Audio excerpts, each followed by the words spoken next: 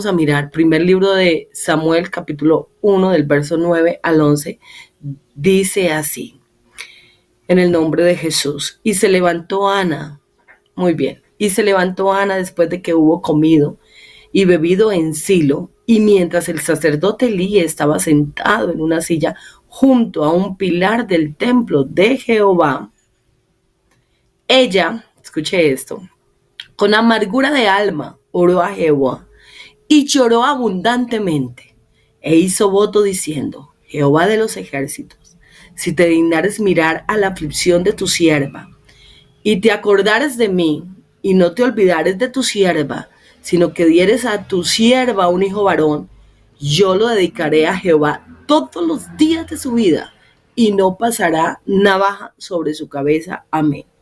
Vamos a recordar, y si hay amigos, si hay hermanos que están nuevos, que apenas están iniciando a estudiar las Sagradas Escrituras, pues yo les animo a que lo sigan haciendo, que es lo mejor que nos puede pasar en nuestras vidas.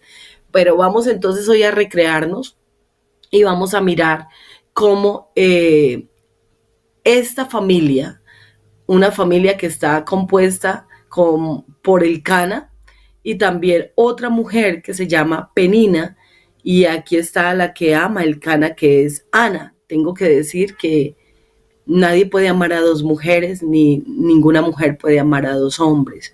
Siempre amará más a una. O sea, y cuando digo amará más es amar a una, aunque esté con la otra también. Y sabe que me preguntaba y yo le decía al Señor, usted permite que esto quede en las Escrituras para darnos una gran enseñanza de vida. Cómo, aunque en ese tiempo y en esa cultura se manejaba así, de estar en casa con dos mujeres, pues qué tremendo, porque no es fácil. Y gracias a Dios tenemos que decir nosotras las hispanas y las que estamos en esta cultura occidental, gracias al Señor que ahora no es así, pero de aquí el Señor nos da una gran lección para nuestras vidas, y es que Ana, amando a Elcana, pero su deleite, su deseo, su petición, su oración, era el ser madre. Bienaventuradas las que tenían muchos hijos y por lo tanto pues las honraban, las loaban porque tenían hijos, pero ella no podía, ella era estéril, y había allí una situación muy tremenda porque la que tenía hijos, que era Penina, pues en su corazón no era una mujer sana, era una mujer que se le convirtió en una rival, era una mujer que la hacía sentir mal, era una mujer que le hacía gestos, que le decía palabras ofensivas, bueno, y una cantidad de cosas se miran en este cuadro, de tal manera que aunque subían a adorar y aunque ellos allí entre comillas trataban de ir a buscar del Señor, resulta que para Ana no le era fácil, era un tormento. Siempre que ella quería ir y acercarse, empezaba Penina a hacerla sentir mal. Y no lo registra la palabra, pero imagínense si así era la madre, ¿qué podríamos esperar de los hijos? Así que vamos a recrearnos creyendo también que los hijos se comportaban como su mamá. Así que para Ana era cada día más triste y cada día era más su congoja debido a la situación que llevaba con Penina. Y antes de llegar a este verso 9, encontramos donde Elcana se le acerca y le dice un día, venga Ana, ¿y acaso no te soy yo mejor que 10 hijos? Y esas palabras quedan allí registradas en su corazón y me llamó la atención, y de ahí encontré algo tan especial, porque es que cada que ella subía no comía, ella no bebía, o sea que por lo tanto si no comía pues se desalentaba, y si no bebía, por lo tanto también al no ingerir líquidos, pues ella estaba deshidratándose. Así que era un tormento en vez de que fuera una fiesta y algo hermoso para acercarse al Señor como se debía hacer, porque Elcana le pasaba ofrenda tanto a Penina y a cada uno de sus hijos, pero a Ana daba una parte especial. Así que podría haberse fijado en que el Cana cómo la amaba, pero eso no la llenaba. Su deseo era ser madre. Así que subió muchos años a Silo a adorar, pero en sí ella no podía adorar. Vamos a imaginarnos cuando tú y yo vamos al culto, pero no podemos alabar. Allí hay cierta situación que se presentó en casa, que se presentó con algún hermano o con alguna compañera de trabajo, de estudio o compañero. Bueno, en fin, y resulta que eso no nos deja concentrar. Estamos allí con esa amargura, con ese dolor, con esa congoja. Pero mire cómo, meditando en el levantarnos y actuar, sabe que el verso que acabábamos de leer, el verso 9 dice, y se levantó Ana después de que hubo comido y bebido. O sea, a diferencia en que todos los años anteriores, ella no comía, ella no bebía. Así que ahora, después de esas palabras de Elcana, ¿acaso no te soy yo mejor que 10 hijos? Hubo algo que el Señor allí trabajó en ella para que comiera, para que aún tenía la amargura, aún la tenía, pero ya iba a tener fuerzas. ¿Sabe que yo pensaba y le decía al Señor, qué bueno es cuando tú nos permites comer palabra, comer de este pan del cielo, que aunque tenemos todavía allí el problema y aunque está presente todavía la situación, pero el hecho de comer este pan del cielo nos va a dar fuerzas. El hecho de beber de su espíritu, de poder atender a aquellos que nos están transmitiendo presencia de Dios, porque Dios los está usando para ello. Eso nos va a ayudar para que podamos, gracias a Dios, porque Él nos permite actuar, y eso es a lo que quiero que hoy nos enfoquemos, que nosotros ya estamos comiendo pan del cielo, pero tenemos que actuar. Por encima de lo que esté pasando, hay que actuar. Entonces mira cómo cuando ella le hace el voto, y aún con esa amargura, y aún cuando Eli viene y le dice, digiere tu vino porque estás borracha, ¿qué es lo que le está pasando? Váyase entonces a pasar la borrachera en otro lado. Pero ella, con respeto, le dice, no, mi señor, yo no estoy ebria como tú estás pensando, yo no he tomado ni vino ni sidra, yo estoy aquí con un dolor, con un dolor. Y ella con respeto le presenta su situación, y qué bonito es mirar cómo el Señor usa a Elí después de que estaba hablando en su humanidad, pero resulta que ahora lo usa para decirle, el Dios del cielo conceda tu petición. Y cuando Ana se levanta ahora para irse a su casa, se va diferente, se va llena de esperanza, se va llena de fe, y podemos ver los resultados. Y es que el Señor se acordó de Ana, así como se lo había pedido, y ahí está el Samuel. Ahí el Señor permite que ella quede encinta cuando se llega a su esposo. Y no solamente le dio a Samuel, sino que también le dio muchos hijos más. Así que qué bendición darnos cuenta que sí podemos actuar. Hay gente que dice, no, pero con este dolor, ¿quién camina? Pero con esta situación, ¿quién anda? Pero es que con esto yo no puedo. Pero sabe que sí, aún con la situación, el Señor nos dice que nos levantemos a actuar, que tenemos que hacerlo. Yo quiero que vayamos, vamos a mirar solamente unos fragmentos, por eso quiero que nos fijemos, vamos a mirar hasta dónde alcanzamos, pero quiero que vayamos al segundo libro de Reyes, capítulo 4, del 1 al 7. Vamos a poner el lente en varios apartes de la palabra que nos van a llevar a reflexionar por qué y cómo lo hicieron otros, que nosotros también podemos. Dice, y Eliseo, bueno, vamos a leer, dice acá, y una mujer de las mujeres de los hijos de los profetas clamó a Eliseo diciendo, tu siervo mi marido ha muerto, y tú sabes que tu siervo era temeroso de Jehová, y ha venido el acreedor para tomarse 2 hijos míos por siervos. Qué situación tan dura.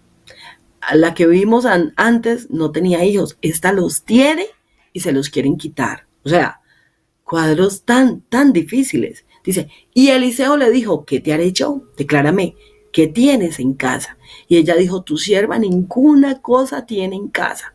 Oiga, cuando uno está en la situación difícil, no ve. No, uno se cega. Pareciera que todos los sentidos se embotaran en un momento dado, de tal manera que, no, es que no tengo salida, necesito que alguien, pero mire cómo Dios usa para que nos demos cuenta y cómo Dios nos trae a la memoria, al cerebro, que sí tenemos. Y entonces dice, tu sierva ninguna cosa tiene en casa, sino una vasija de aceite. Sigamos. Entonces dicen, y Eliseo, una vasija de aceite. Bueno, vamos a mirar acá. Si nos, al verso siguiente. Y él le dijo, ve y pide para ti. Aquí está cómo tenía que actuar ella. Ve y pide para ti vasijas prestadas de todos los vecinos. Vasijas vacías, no pocas. Bueno, yo no sé a cuántos se les parece tan fácil pedir prestado, ¿no? Pero en mi caso, me encanta dar cuando tengo, cuando me piden, y si tengo, poder ayudar. Pero realmente para mí no es fácil pedir prestado, para nada. Yo no sé para cuántos podrán decir, para mí tampoco, pedir prestado no es fácil. Bueno, y en este caso son vasijas que es algo muy personal. Son las vasijas de la cocina, de la ama de casa, de la señora de la casa. Pues saben que no le era fácil. Pero eso fue lo que Dios quería enseñarle, que ella no se podía encerrar, aislarse de la sociedad. Ella tenía que levantarse e ir a hacerlo. No fácil, no, para nada fácil, pero no era imposible. Ella tenía que ir con sus hijos, mandar a sus hijos, ella misma ir. Lo cierto es que la tarea era de todos en casa. Todos vamos a ir a conseguir. Luego, no pocas, o sea, haga su parte. Póngale ganas, póngale esfuerzo. Tienes que levantarse e ir a actuar. O sea, por favor, no te quedes aislada ni encerrada. Tienes que llevar a que tus hijos y tú salgas. El duelo no te puede llevar a encerrarte. El duelo, el dolor, no, la vida continúa y es muy duro, claro que sí, es la partida de su ser querido y en este caso, qué difícil es la pareja, es el amor de su vida, pero ella, el Señor le quería enseñar que tenía que salir, que tenía que salir. Y sabe que entonces, miremos el siguiente verso, vamos a mirar cómo es que se actúa, dice, entra luego y enciérrate tú y tus hijos, y echa en todas las vasijas y cuando una esté llena, ponla aparte. O sea, hay que salir, hay que traer, pero es aquí donde con tus hijos vas a ver el milagro. O sea, tú no vas a mirar que tus hijos van a quedar desamparados, tú no vas a mirar que tus hijos se los van a llevar. No, ese encerrarse es, yo los voy a proteger, van a estar bajo mi cobertura, van a estar allí muy seguros, se va a encerrar y le voy a mostrar cómo los vas a tener allí viendo mi gloria. Cómo en casa no se va a volver un conflicto porque no hay dinero. No vas a ver que tus hijos se levanten a maldecir contra el papá, que era un siervo de Dios, a tener conflictos por todo lo que estaban viviendo. No, mire cómo el Señor permite que a través del siervo de Dios le diga, entra luego y enciérrate tú y tus hijos y echa en todas las vasijas y cuando una esté llena, ponla aparte. Vamos con el siguiente. Y se fue la mujer y cerró la puerta y echándose ella y sus hijos, encerrándose ella y sus hijos, y ellos le traían las vasijas y ella echaba del aceite. Trabajo en equipo, trabajo en equipo. O sea, hay que trabajar como Dios quiere y Dios quiere que estemos en armonía. Dios quiere que trabajemos en equipo. Vamos con el siguiente. Cuando las vasijas estuvieran llenas, dijo a un hijo suyo, tráeme aún otras vasijas. Y él dijo, no hay más vasijas. Entonces cesó el aceite. Así que el Señor, a ver, bien despacito para que prestemos atención a lo que el Señor me enseñaba. Y a algunos se los va a recordar porque lo saben muy bien. Y es que el Señor va hasta donde usted y yo actuemos por fe. Y a mí esto me impactó. y espero en el nombre de Jesús que a usted le impacte. Porque si hubiese traído más vasijas, más aceite hubiese sido. Hasta ahí. Y bueno, con eso bastaba para que el Señor se glorificaba.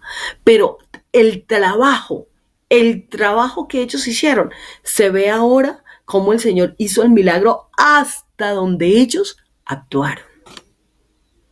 Que el Señor te permita comprender el sazón de esta palabra. Ahora, cuando ella va, vamos con el siguiente verso, cuando ella va donde el siervo, vamos a mirar, ¿qué ocurre? Vino ella luego y lo contó al varón de Dios, el cual dijo, ve y vende el aceite y paga a tus acreedores y tú y tus hijos vivid de lo que queda. Hay que trabajar. Así que no crean que ahora ya ahí está el milagro y facilito. No. Hay que seguir trabajando. Hay que seguir actuando. Así que ahora hay que trabajar, hay que vender el aceite. Pero el Señor se va a encargar de traer los clientes. Pero yo me levanto a actuar y el Señor se va a glorificar. Así que yo hago la tarea, el Señor hace el milagro. Yo hago la tarea. Yo no sé si alguien lo puede decir allá en su corazón o lo puede escribir. Yo hago la tarea. El Señor hace el milagro. Amén. A ver, una vez más. Yo hago la tarea. El Señor hace el milagro. Amén. Así que entonces podemos ver la bendición de Dios con esta viuda y sus hijos. La lección de vida. El milagro, los milagros, porque no necesitaron. Hermanos, no necesitaron sino obedecer a lo que Dios quería que ellos hicieran. A ver, tú y yo necesitamos saber qué es lo que Dios quiere. Cómo es que usted y yo tenemos que actuar en las diferentes esferas de nuestra vida. Vea, hay gente que se queda anhelando y anhela y ora y no vemos. Y algunos están esperando un milagro y ahorita viene a mi mente, no tengo acá la cita, pero usted va a encontrar también donde Josué oraba y decía, pero ¿por qué perdimos la batalla? Pero es que el Señor nos había dicho que nos daba ahí, pero es que esa ciudad, o sea, el Señor nos había prometido que nos daba la victoria. No, y era ore, y Señor, ¿y por qué quedamos en vergüenza? Y Señor, ¿qué es esto? ¿Por qué perdimos? El Señor le dijo, levántate que hay pecado en el pueblo. Y entonces usted ya sabe, y los que no, pues van a estudiar y se dan cuenta del pecado de Acán. Así que había allí alguien que había tomado el anatema, de lo que el Señor había dicho, no lo tomes, ellos lo habían tomado. Entonces él le dice, vea, usted está orando, pero lo que yo le escuché, usted tiene que levantarse a actuar y hay que saber ellos, porque Dios lo sabía, tienen que saber quién fue el que cometió ese pecado, quién cometió aquella vileza, de tal manera que tienen que sacarlos. Y bueno, el proceso fue triste, pero ellos sabían muy bien que no tenían que tocar nada, que no tenían que agarrar nada de lo que el Señor había dicho, eso es del anatema, no lo agarren. Pero se los llevó para su casa y creyó que se había agarrado el tesoro. Resulta que lo que estaba llevando era lo que le iba a traer la muerte. Entonces, cuidado porque a veces nosotros queremos actuar a nuestra manera, creyendo que así es que yo me tomo esto y me va a servir. Y si no es de parte de Dios, jamás te va a servir, pero jamás te va a servir. Si es solamente llevado por tu humanidad, te va a hacer un daño terrible, nos va a hacer un daño, porque esto va para acá también, que el Señor me ayude, que el Señor nos ayude a todos. No puede ser así. Así que yo quisiera que también miráramos que tenemos que soltar toda clase de orgullo para poder actuar, porque el orgullo no nos deja actuar. Donde hay orgullo, hay parálisis. Así como lo escucha, hay parálisis. Y yo quiero que vayamos al segundo libro de Reyes también, pero ahorita al capítulo 5, del verso 10 en adelante. Vamos a leer. Del verso 10 en adelante. Entonces Eliseo le envió un mensaje, vamos a hablar sobre Naamán, ¿cierto? Solamente un apartado les decía yo. Entonces Eliseo le envió un mensajero diciendo, ve y lávate 7 veces en el Jordán y tu carne se restaurará y serás limpio. O sea, el gran general buscando la solución y créame, estaba bien cuando la muchacha le habló a la esposa de Naamán, esa muchacha que sabía que en su tierra había profeta, allá Dios se glorificaba a través del profeta, habían milagros, allá estaba realmente la bendición de Dios. La muchacha estaba lejos, pero ella no podía olvidar, ella estaba marcada, ella estaba separada, ella, Dios, aunque estaba lejos, seguía con ella, ¿cierto? Entonces, era un hombre, Naamán era un hombre muy apreciado, pero tenía lepra. Y entonces la Biblia nos menciona cómo él tenía un corazón generoso, tremendo, porque aunque era generoso, porque él preparó todos los detalles para llevar al siervo de Dios. Pero resulta que los siervos de Dios no se deben dejar deslumbrar por los detalles. ¿Cuántos escriben? Amén. Siervo de Dios es que el que hace el milagro es Dios. Es que el que hace la obra es nuestro Dios. Por lo tanto, nosotros no tenemos que cobrar si Dios te usa. Y bueno, y ahorita viene a mi memoria un hombre en Guatemala, muy alto. Los guatemaltecos por sí en su gran mayoría son de estatura media. Hay algunos altos, pero son pocos. Pero hay una mezcla entre alemanes en ciertos lugares de allá. Entonces hay algunos muy altos.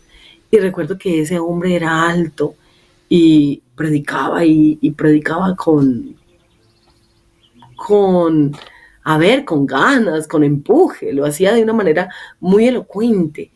Y las oraciones eran oratorias impresionantes, muy bonitas. Así que el Señor empezó a usarlo.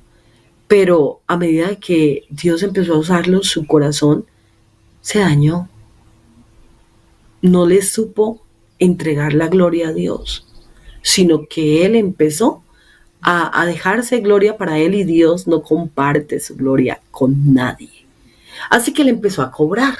Y entonces los guatemaltecos de esa región tenían que ahorrar 300 quetzales porque tocaba entregarle al siervo de Dios para que viniera a orar por el familiar que estuviese enfermo. Y aunque se le hablaba de que eso era incorrecto, no, él creía que era una manera de él obtener pues los quetzalitos y sostener a su familia, pero eso no es lo correcto. Así que terminó muy mal, muy mal. Y por ende terminó afuera. Y qué triste, porque tenía talento. El Señor en su misericordia lo usaba. Pero, vuelvo y repito, Dios no comparte su gloria con nadie, terminó mal y terminó afuera. Así que se puede tener talento, se puede tener dones, pero el orgullo acaba con todo, con todo. Y en este caso que vamos a mirar, el orgullo puede detener lo que Dios quiere hacer para glorificarse en nosotros. Entonces resulta que cuando Naamán va con aquellos presentes, él se imaginaba que como era el general de Siria y tenía tanta fama en su tierra, entonces aquí el siervo de Dios iba a salir, iba a levantar su mano o lo iba a tocar, iba a orar al Dios de Israel y que por lo tanto él ya iba a ser completamente sano. Sus pensamientos. Por eso es que nosotros los seres humanos pensamos tantas cosas que no son los pensamientos de Dios. Los pensamientos nuestros son unos, pero los pensamientos del Señor son altos, diferentes, para nuestro bien, para trabajar, porque Él sí nos conoce por dentro, Él conoce nuestro ser interior. Bueno, vamos a ver cómo avanzamos un poquito. Entonces resulta que la Biblia nos menciona, vamos con el siguiente verso, el verso 11, Y Naamán se fue enojado. Aquí en representación del orgullo llega un enojo terrible. Se fue enojado diciendo, he aquí yo decía, para mí saldrá luego y estando en pie invocará el nombre de Jehová su Dios, alzará su mano y tocará el lugar y sanará la lepra. Eso era lo que él se imaginaba. Vamos con el siguiente verso. El verso 12. Mira, Habana y Farfán, ríos de Damasco, ¿no son mejores que todas las aguas de Israel?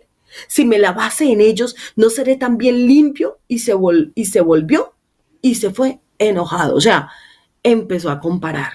No, pero ¿cómo va a creer que yo me voy a meter en el río Jordán? Si aquí este río, esto ni siquiera se ve limpio. Los ríos que yo tengo allá, esos sí son ríos limpios, eso sí vale la pena, pero ¿cómo me voy a bajar yo a sumergirme en este río que no dan ganas de nada? Pero ¿sabe algo? Vamos con el siguiente verso. Más sus criados, dice la palabra, verso 13, mientras nos lo ponen ahí en la cámara, dice, más sus criados se le acercaron y le hablaron. Tan bello el Señor como nos tiene paciencia, cómo usa a otros para hacernos reaccionar, para que nuestro cerebro se active y podamos nosotros evolucionar diferente. Mas sus criados se le acercaron con respeto, pues eran los siervos, y le hablaron diciendo, Padre mío, si el profeta te mandara alguna gran cosa, ¿no la harías? ¿Cuánto más? Diciéndote, levántate y serás limpio. O sea, Dios usa a aquellos para decirle, pero es que no es difícil. Tú lo estás viendo difícil. O sea, en otras palabras le dijeron, eres tú el que lo estás viendo difícil. Pero si le hubiera mandado algo terrible, ¿acaso no vale la pena por la enfermedad que tienes? Vale la pena. Vamos con el siguiente. Ahí es cuando vea, cuando Dios usa a alguien, el verso 14, ahorita vamos a mirar, verso 14, cuando el Señor usa a alguien con palabras, vamos al verso 14, Él entonces descendió y se zambulló. O sea, mira, por acá yo estaba analizando algo que sucede en el cerebro cuando alguien atiende. Y sabe que cuando alguien atiende, el cerebro se activa. Y bueno, perdónenme, no me lo vayan a tomar a mal, lo digo se los transmito porque lo estoy estudiando y yo decía, qué bueno poderles, bueno, algunos lo saben, hay mucha gente que lo sabe, otros no. Yo con toda de verdad sencillez quiero hablarles que en el cerebro tenemos una parte que se llama corteza frontal. Y sabe que cuando se escucha a alguien, se atiende, usado por Dios, esta parte que se llama corteza frontal, que es la parte del área de las decisiones, de la planificación, del autocontrol, al tomar las decisiones correctas, hace que usted y yo podamos ver de una manera diferente. O sea, trabaja el cerebro con nuestros sentidos y hace que completamente el panorama que estábamos viendo gris y que estábamos viendo casi negro, lo podamos ver claro. Pero lo primero es que se usa el sentido del oído, o sea, la escucha activa, pero entonces ahora el cerebro comienza a trabajar la corteza frontal. Y sabe que los ganglios basales y el sistema de recompensa se activan. O sea, qué bonito es darnos cuenta cómo el Señor trabaja en nuestro cerebro y saben qué es cosa tan bonita, que es lo que quiero llevarles a que reflexionemos. Que algunos dicen en sus ciencias humanas, piense positivo y el milagro va a ocurrir. Piense de una manera positiva y allí va. No, es que no se trata de pensar positivamente. Se trata de atender a lo que Dios quiere. El cerebro, el creador de nuestro cerebro, sabe cómo comienza a despertar esas partecitas, esas funciones, Pero el milagro ocurre no por pensar positivamente, sino por actuar, por obedecer. Ay, santo Dios, que el Señor me permita. Mire, ganglios basales y sistemas de recompensa participan en hábitos y motivación. Cuando se completa una acción buena, o sea, cuando se ejecuta la acción, cuando empezamos a hacer lo que debemos hacer, el cerebro registra eso como algo que vale la pena repetir. O sea, voy con esto. Cuando usted escucha la palabra con el deseo de obedecerla, de ponerla en práctica, tu cerebro, tu corteza prefrontal, tus ganglios activan, pero activan de una manera tan especial. Eso lo hace Dios. O sea, cómo trabaja nuestro cerebro. Pero resulta que nuestro cerebro hace que nuestras hormonas participen y nuestras hormonas y los neurotransmisores se van a beneficiar. Y vea esto. En el momento en que Naamán se enojó, él se contaminó de cortisol. Así que ese cortisol, que, bueno, que es la hormona del estrés, pero resulta que el tenerla, o sea, el Señor la dejó allí porque la necesitamos, pero cuando se dispara en el enojo, en el estrés, en el sentirnos incómodos, resulta que se contamina todo de tal manera que nos inflamamos, los vasos sanguíneos, el torrente sanguíneo ya no actúa de la manera correcta. Por eso es que usted ve a alguien enojado y eso, ¡fum!, se le disparó todo, el estómago comienza a inflamarse porque se está llenando de cortisol. Pero ¿sabe algo? Me llamaba la atención de saber cuando alguien te habla bien, cuando alguien te habla de parte de Dios. Entonces, ¿qué ocurre? La hormona de la dopamina, cuando te decides a dar un paso correcto y lo cumples, cuando te decides a actuar, a orar, a leer la palabra, a ir a hacer lo que Dios quería que hiciera. Así que escúcheme esto, porque el orar, el leer la palabra te lleva a ir a actuar. No, yo tengo que ir a hablar con tal persona, porque no, yo no puedo seguir así. No, yo me siento mal. No, yo eso. Pero eso hace de que la hormona de la dopamina te lleve a tener una motivación de hacer lo correcto. Y sabe que hay otra hormona llamada serotonina que tiene que ver con el ánimo. Entonces, las acciones de cómo hacerlo, de cuando tú dices, sí, tiene la razón, aquella persona que me está diciendo, Dios está hablando a través de esta personita, claro, eso es para mí. Entonces comienza a estabilizar las hormonas y sabe que la emoción va trayendo paz. O sea, te motivas y eso te va a traer paz, te van a beneficiar. Y entonces las endorfinas, ¿qué es lo que hacen? Aquello que físicamente, como las expresiones profundas, que lloramos. Oiga, eso descarga nuestro cerebro y resulta que al descargar, a ver, lo oxigena. Y las endorfinas que nos llevan a que las emociones se vean reflejadas. Hay gente que dice, pero es que yo no puedo llorar. Ahí está, que esta hormona endorfina no está produciéndose de la manera correcta para que el cuerpo exprese sus emociones. Espero hacerme entender. Y entonces, cuando el Señor hace la obra en que tú escuches tus sentidos y ahora el cerebro y todo lo que tiene que ver con los neurotransmisores, las hormonas, cómo comienzan a trabajar. No sé, pero a mí me pareció esto hermoso, porque es que el Señor trabaja y usted no se está dando cuenta de todo lo que el Señor está haciendo en tu cerebro y en tu cuerpo. Y entonces podemos mirar que eso fue lo que ocurrió aquí en Naamán. O sea, de una manera gloriosa, trabajó su cerebro, trabajó sus hormonas y entonces ahora desciende, comienza a hacerlo en obediencia. Ponle cuidado a la palabra. Tú y yo tenemos que hacer lo mismo. Tenemos que atender y tenemos que permitir que nuestro cuerpo se estabilice. Sí, se estabilice. No puedes vivir enojado por todo, corriendo para allá y para acá, porque es que esa es mi manera. No, no es a tu manera.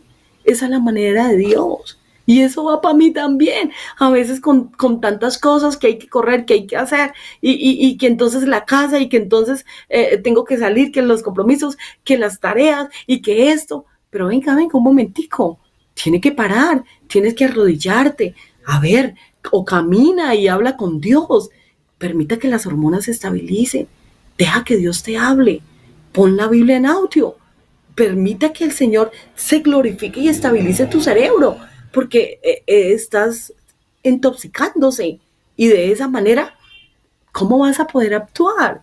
Y necesitamos actuar para que Dios se glorifique. Alguien diga amén.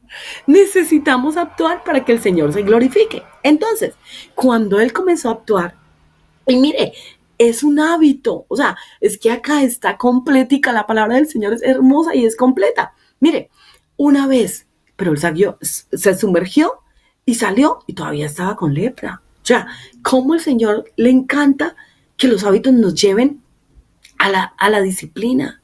Y la disciplina va a traer su recompensa, la va a traer. Entonces vamos, la segunda vez, se sumerge y se ve, no ha pasado nada. Pero ahí están los criados diciéndole, son 7 veces, mi Señor, son 7 veces, vamos, esfuércese. O sea, Dios siempre va a poner a alguien para decirte, hágale, hágale, hágale que tú puedes, en el nombre de Jesús, todo lo puedo en Cristo que me fortalece. Ánimo, hazlo, una, otra, tercera, no pasaba nada. Cuarta, no pasaba nada. Quinta, no pasaba nada. Pero siga, perdón, sexta, no pasaba nada. Pero la palabra de parte de Dios a través del profeta eran 7. Y a la séptima se vio el milagro. Y cuando él salió, su carne era la carne como de un niño y quedó completamente limpio. Limpio. El hecho de obedecer. El hecho de obedecer. Entonces, nosotros encontramos a la luz de la palabra de Dios. Cuando tú y yo actuamos, hermanos, el Señor se agrada, se agrada. Venga, un momento. Yo quiero que miremos. Tú lo vas a estudiar. Le pido que lo estudies detenidamente. Porque el Señor hizo el milagro no solo en la piel de Naamán. El Señor hizo el milagro en su cerebro. El Señor trabajó su cerebro, trabajó su ser interior, de tal manera que él se devolvió a dar gracias. Y quería ahora con humildad dar gracias. Y sabe que me llama la atención, tú lo vas a leer, yo acá ya por el tiempo solamente lo voy a transmitir, cómo él permite o sea, cómo él quiere y le permiten llevar de allá. Él quería llevar de allá tierra para hacer un altar al Dios de Israel. O sea, déjenme, o sea, yo necesito llevar de aquí. ¿Cómo yo poder hacer un altar allá a nuestro Dios? Ya lo toma propio, al Dios que me sanó. Y sabe que la Biblia nos menciona cómo él también dice, ay, mi trabajo. No, yo tengo que estar con los compañeros, aún con el rey, cuando entren al templo, que ya, yo no me quiero postrar ante esas deidades. O sea, Dios abrió el entendimiento, lo abrió. Que me perdone Dios. Si tengo que postrarme allá por el rey, por eso, no, ya mi corazón no se va a postrar. Yo ya sé quién es el Dios, quién es el único, quién fue el que hizo la obra. Trabajó el ser, completamente trabajó el ser. Así que miren, vamos con nosotros. Tenemos que saber oír qué es lo que Dios quiere que hagamos. Tu situación puede ser vergonzosa, la mía. La lepra era una vergüenza. La lepra era algo muy terrible. Yo me ponía a pensar, con todo el respeto, Y si en este momentico usted está muy bien, dele gloria a Dios. Pero yo tengo que ser sincera. La Biblia dice que estos padecimientos se van cumpliendo en nuestros hermanos en todo el mundo. Se llegará el momento que algo te va a avergonzar. Dios no lo quiera, pero alguien lo puede estar viviendo. El comportamiento de mi esposo. No, ese no es el correcto. El comportamiento de la esposa. No, es que está desagradando a Dios. El comportamiento de la hija, del hijo. ¿Qué sé yo? Una situación en familia. Que quién quiere que la familia tenga comportamientos inmorales, deshonestos. No, nadie. Nosotros quisiéramos que nuestra familia fuera la familia perfecta. Parecía que Naamán estuviera perfecto porque se cubría con su uniforme, pero cuando llegaba a casa la realidad era otra. Que el Señor me ayude a transmitirle. Tú conoces tu realidad. Dios conoce tu realidad. Dios conoce mi realidad. Y puede haber algo que nos avergüenza. Puede haber algo que nos hace sentir muy mal. Pero yo te voy a recordar la palabra. Sigue habiendo Dios. Sigue habiendo Dios. Sigue habiendo un Dios que quiere que usted y yo nos humillemos. Que no tapemos. No, no, no. Por más de que se trate de tapar la lepra, se va a regar. Tarde o temprano se van a dar cuenta porque los miembros comienzan a caerse, a caerse. Se va a dar cuenta los que están a nuestro alrededor. No hay nada oculto que no haya de salir a la luz. Pero cuando atendemos y cuando decimos estamos dispuestos a hacer, y como que no me gusta lo que hay que hacer, porque a veces hay que tomar decisiones radicales, porque es lo que Dios quiere que tomemos. Que no le alcahueties más a tu hijo, que no le alcahueties más a tu pareja, que te pares firme y le digas, sí, no, no, ya vivimos bien para el Señor, o como Dios quiera, voy a vivir bien para Él. O sea, cuando el Dios quiera es contigo sin ti, pero yo voy a agradar a Dios. Yo voy a decidirme por Dios. Yo no quiero que esto que estamos ocultando, que estamos tapando, que yo sé que sus acciones no son coherentes a la palabra, que yo sé que estás sirviendo, tienes un cargo. Y afuera eres el gran hombre de Dios, afuera eres la gran mujer y haces. Y sí, el Señor respalda su palabra, el Señor respalda que tú prediques y esa palabra llegue y ay, ¿cómo te usó el Señor? Sí, pero la realidad en tu interior, ¿cuál es? ¿Cuál es la realidad? El Señor la conoce. No podrás ocultarla por mucho tiempo, no podrás. Tendremos que decirle al Señor, Señor, tú conoces la realidad. Lo que tú quieres que yo haga, aunque no me agrade tanto, porque el Jordán no lo veía, pero nada agradable, nada más. Pero era lo que Dios quería que hiciera. ¿Qué es lo que Dios quiere que tú hagas? ¿Qué es lo que Dios quiere que yo haga, Señor?